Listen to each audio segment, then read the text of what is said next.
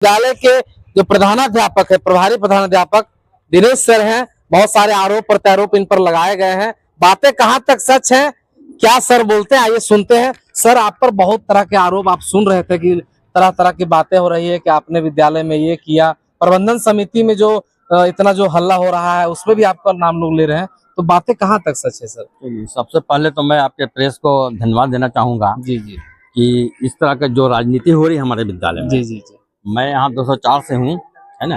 पहले तो यहाँ राजनेता लोग कम थे, अब राजनेता लोग बहुत ज्यादा हो गए। जी जी अब प्रत्येक दिन कोई ना कोई आके विद्यालय को प्रभावित करता है कि ये सामान कम आया, वो सामान कम आया, ये कैसे चल रहा है, वो कैसे चल रहा है, विकास का काम नहीं हो रहा है। तो 75,000 रुपया का जो सवाल है, तो 75,000 रुपया महीना के एक दो जो लास्ट होता है ना सेशन, उसके एक दो महीना पहले आता है।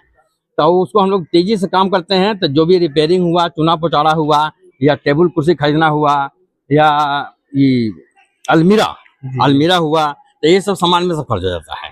अब दूसरी बात है कि एमडीएम संचालन का, तो एमडीएम संचालन का जो काम है ना, वो अध्यक्ष संयोजिका के माध्यम चलता है, उन्हीं लोग का खाता है। मेरा काम क्या है, मॉनिटरिंग करना कि गुणवत्तापूर्ण खाना बने। तो इधर अध्यक्ष संयोजिका के बीच झगड़ा चल रहा है, जब से ये लोग बने हैं तब से झगड़ा चल रहा है। 20 साल से सर आप हैं। पहले कभी विवाद हुआ ऐसा? वैसा नहीं होता था, कभी नहीं। हाँ, वैसा नहीं होता था, लोग मिला जुला चलाता था, वैसा नहीं होता था। लेकिन यहाँ अध्यक्ष जी कहते हैं कि हम सबसे ऊपर हैं, ये जो भी देख रेख चलेगा, हम मालिक हैं। हम बोले ठीक है मालिक है, आपको धन्यवाद देता हूँ, अब हमारे हिसाब से एमडीएम चलेगा। तो इधर संयोजिका के जो हस्बैंड है रघुराम, ये बोलते हैं कि नहीं, सो हम सामान यहाँ से लाएंगे, उस दुकान से लाएंगे, फलना दुकान से लाएंगे, हमको जिम्मेवारी दीजिए। तो ये लोग घींचातीनी करते हैं, अब सारा जिम्मेवारी हमारे ऊपर माथा पर पड़ जाता है। तो ये लोग घींचातीनी करते हैं। और जो सामान की जो आरोप लगाया गया है कि कम सामान आता है, इतना पैसा बचता है, तो सामान कम नहीं आता है, जो भी आता है पूरा आता है। अब बारी बारी से सामान आता है। जैसे मान ली कभी 1 किलो दाल घट गया, कभी आलू घट गया, तो हम भी देखते हैं कि बच्चा बड़ा गया, तो अध्यक्ष जैसे बोलते हैं, बोले नहीं सामान मंगा दीजिए, तो सामान बाद में आ जाता है। अभी क्या करते हैं हमारे जो रघुनाथ जी हैं, वो जिम्मेवारी दीजिए चलाने का। अच्छा, सामान बाद में आ जाता है, तो बाद में मैंने घटेगा तो आएगा ही ना।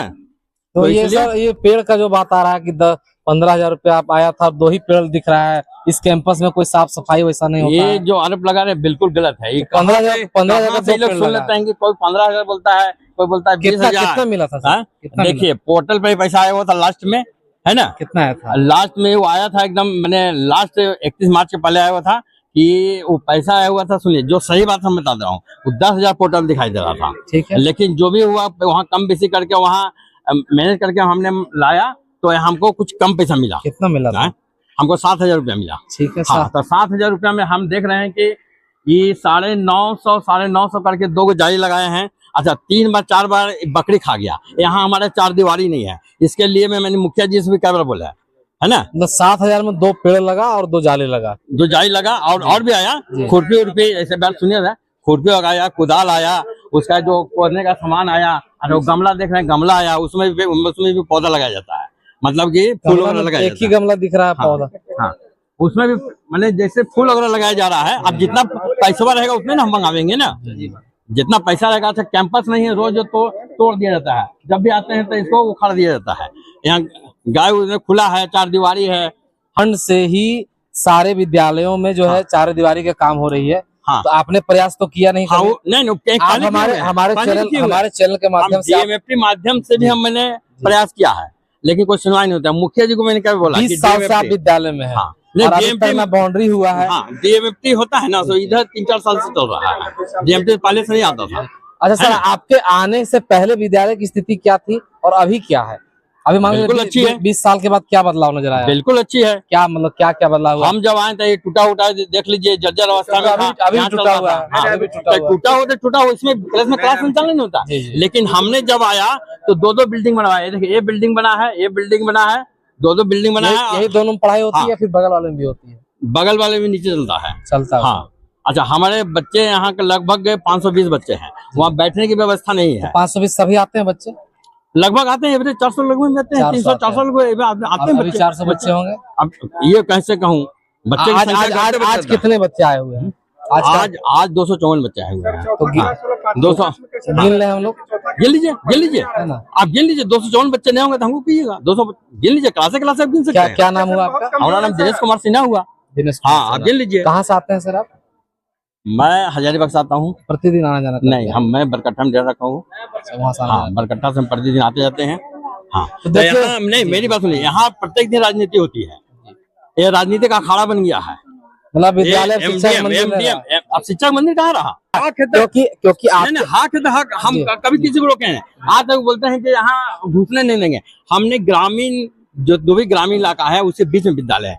जो लोग भी आते हैं हमने आदर के साथ उसको बैठाते हैं, अब बात करते हैं। लेकिन लोग बोलते हैं कि दबंग है, दबंग। हम क्या दबंग हैं? में कैसे चला गया जबकि चौथा का 4 लिखने नहीं आता उसको? बोलिए हम 8 को लड़का लाके खड़ा कर दे, कहिए चौथा का कैसे चला गया पाजा में? हम ला दें 8 को। सुनिए, हाँ सरकार का गाइडलाइन पढ़ाई- है। हम बता रहे हैं। हम फिर कोई सुनिए, बच्चा को रोकना नहीं है, सभी बिल्कुल। बच्चा को पास करना है। बिल्कुल सरकार का गाइडलाइन है। सुनिए सरकार का गाइडलाइन पढ़ाना है। भी है। सुनिए सर, सुनिए ना सर, अरे सर सुनिए सर, सरकार का गाइडलाइन बिल्कुल ये है कि कोई भी बच्चा को 8वीं तक फेल नहीं किया जाएगा। आपका बात बिल्कुल सही है, लेकिन ऐसा नहीं है कि जो कहा था उसके लिए जो बच्चा को एक से दूसरा ले जाने के लिए टीचर को मेहनत करने का भी गाइडलाइन है। ऐसा नहीं कि बच्चा कहा जानवे नहीं करता, आप 8वीं तक बढ़ाते जा रहे हैं, ऐसा गाइडलाइन नहीं है। आप हमको गाइडलाइन मत सिखाइए। के वर्तमान अध्यक्ष बंधु जी है, बंधु जी जुड़े हुए हैं। बहुत सारा आरोप लगा है। राजकीय उत्क्रमित मध्य विद्यालय बरकन गांव का वर्तमान में अध्यक्ष हूँ। जी जी। अभी तक मैं 24 जनवरी 2025 का चुनाव हुआ है और तब से मैं आया हूँ। तब से करीब 4-5 महीना। 4-5 महीना में मैं ठीक करने का कोशिश कर रहा हूँ, चाहे वो पढ़ाई हो चाहे खाना हो। इसके पहले तो स्थिति बहुत दयनीय थी। अभी कुछ सुधार हो जो रहा है। देख रहे हैं इससे कितने गुना खराब था। अभी भी खराब है, उससे अभी खराब तो है ही, जी, जी। अभी तो खराब है ही, और लेकिन इससे पहले तो कितने गुना खराब था उसको कह नहीं सकते हैं। चाहे वह मतलब क्लास पढ़ाई वढ़ाई का बात हो जी, या जी। खिचड़ी का बात हो, जितने भी मेनू देख रहे हैं ना, वो मेनू भी सही से नहीं चलता था। अभी मेनू चल रहा अभी है। पूरा मेनू हमारे अनुसार पूरा ये चला विवाद है। कहाँ से उत्पन्न हो रहा है अध्यक्ष महोदय? विवाद का बात है सर कि देखिए खिचड़ी का जहाँ तक बात हुआ कि जैसे अब संयोजका ने बताया कि हमको निकलवाने का मतलब अध्यक्ष साहब जो है वो मतलब धमकी देते हैं। देखिए लोकतंत्र में चुनाव होती है और चुनाव में मेजोरिटी के साथ ही मतलब जी। किसी का भी चयन होता है। तो हमने कार्यकारिणी बैठक जो था उनके माध्यम से जब पहली बार चुनाव हुआ तो उस समय तो आम सभा थी, तो उसमें सारे गांव के लोग आए थे। लेकिन इसके बाद अगर कोई भी जो होती है बैठक हर महीने में, तो उसमें कार्यकारिणी मीटिंग में ये निर्णय लेने का मतलब अधिकार हो। कब हम नागा करें स्कूल से पहले इसको क्रिया खिलाइए, सब मास्टर के और अथी के अध्यक्ष के क्रिया खिलाइए, तो हम विश्वास करेंगे। मेरा पर झूठो इंजाम क्या हमको इंजाम लगा रहा है झूठ के, से पहले हमको सबूत दिखाइए। ये लोग बोल रहे हैं कि आप हाँ, टाइम से नहीं आते टाइम से नहीं। हम जब से हम स्कूल में कदम धरे हैं तब से हम कभी नागा नहीं करे। हम स्कूल में हम सब चीज छूट जाए, मेरा घर के काम भी छूट जाए, मगर स्कूल नहीं छूटेगा। अच्छा, इन लोग जो बोल रही है अध्यक्ष जी कि मान लो कि कार्यकारिणी बैठक करके जिसको चाहिए उसको मान लो कि रखा जाए, उसको निकाला जाए।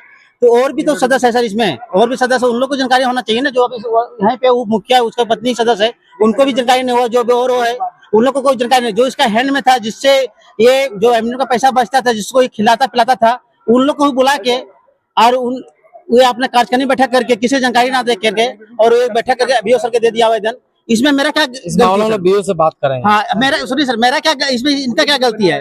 पहले सुनिए। हाँ, इसमें क्या सुनिए सर, मेरा इसमें क्या इसका गलती है? ये क्या है कि ग्रामीण लोग को जो यहाँ पे देखे रहे आपकी मतलब ग्रामीण लोग जो और यहाँ लूट हो रहा था, वो जागरूक करने का प्रयास करते कि हम एक यहाँ के स्कूल को जो भी बच्चा था वो ग्रामीण लोग को यहाँ पे और सदस्य अभिभावक लोग को हम जानकारी दे देंगे। बस इसका इतना ही गलती है। ये कारण से इन लोग क्या सोचे कि ये बार बार जो ये ग्रामीण लोग को अभिभावक लोग को सदस्य लोग को जानकारी देते हैं, इसी कारण से इसको निकाल दिया जाए तो फिर ये हल नहीं होगा, यहीं कहीं समझ जाएगा। नहीं चलता है वो वाला, उनका पति ही सब कुछ का। यहाँ पर राष्ट्रगान गाया जा रहा है तो उस समय बीच में डिस्टर्ब करता है। और तब मतलब कि समझिए कि जितना संयोजिका नहीं आती होगी ना, प्रेजेंटेशन नहीं होगा, जितना मेरा नहीं होगा, हम भी 2-4 दिन गैप करते हैं, लेकिन उससे ज्यादा ये लड़का जो है हर दिन आ जाके पूरा बवाल कराता है।